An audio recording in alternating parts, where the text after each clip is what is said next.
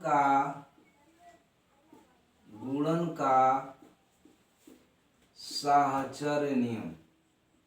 साहचर्य नियम, गुणन का साहचर्य नियम।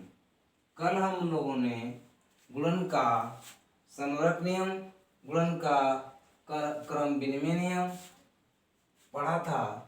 आज गुणन का सहचर्य नियम पढ़ेंगे और गुणन का बंटन नियम। गुणन का सहचर्य नियम क्या होता है? गुणन का सहचर्य नियम, जैसे a गुणे बी गुणे सी दिया हुआ है तो पहले a गुणे बी को कोष्टक में लेंगे, इक्वल टू लिखेंगे b। यहाँ पे a गुणे बी गुणे सी है तो यहाँ पे b गुणे सी को कोष्टक में लेंगे। इसके स्थान पर कोई भी अंक ले सकते हैं।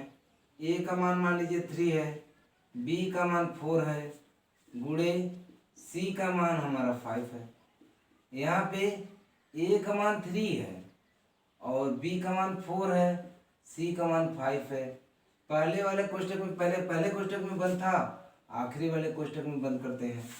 इसको देखते हैं, 4 दें 12 आ रहा है, गुणे 5 आ रहा है, ये 3 आ रहा है, गुणे 5 को 20 आ रहा है, तो 12 पंजे 60 और 20 नहीं 60। तो ये गुणन का सहचर्य नियम। इस तरह से गुणन के सहचर्य नियम जो होते हैं वो राइट हैंड साइड और लेफ्ट हैंड साइड आपस में बराबर होते हैं।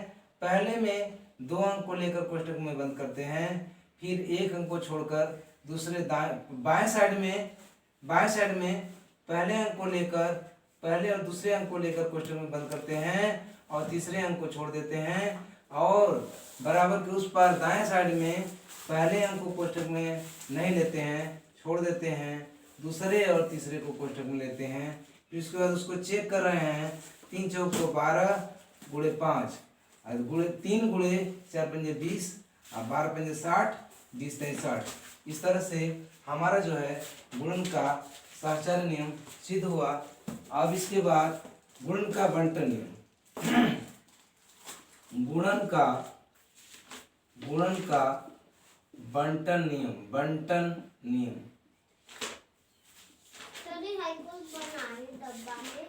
गुणन का बंटन नियम को गुणन का वितरण नियम भी कहा जाता है। गुणन के बंटन नियम को गुणन का वितरण नियम भी कहा जाता है। वितरण नियम, ये गुणन का वितरण नियम अत्यंत इम्पोर्टेंट है। इससे जो है हम लोग सीखेंगे कि जो अंक जो है अगर कोष्टक के बाहर है तो उस अंक का गुणा कोष्टक के अंदर वालों में होता है, और जितनी संख्याएं दी रहती हैं उन सब में होता है। तो इसमें अगर a दिया हुआ है तो a का गुणा b के साथ होगा और a का गुणा c के साथ होगा। यही गुणन का बंटन नियम, यही गुणन का वितरण नियम है।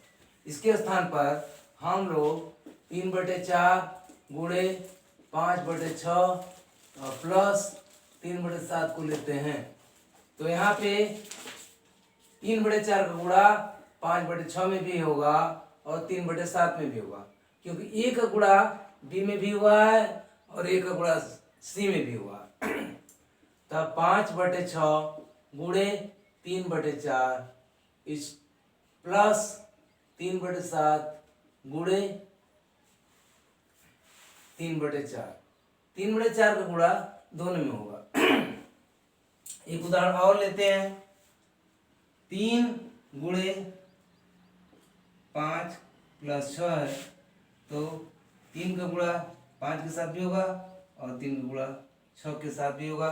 इस तरह से हमारा गुणन का वितरण नियम भी आज समाप्त हुआ, अतः कल से दूसरा पढ़ेंगे। Thank you very much. Video अच्छा लगे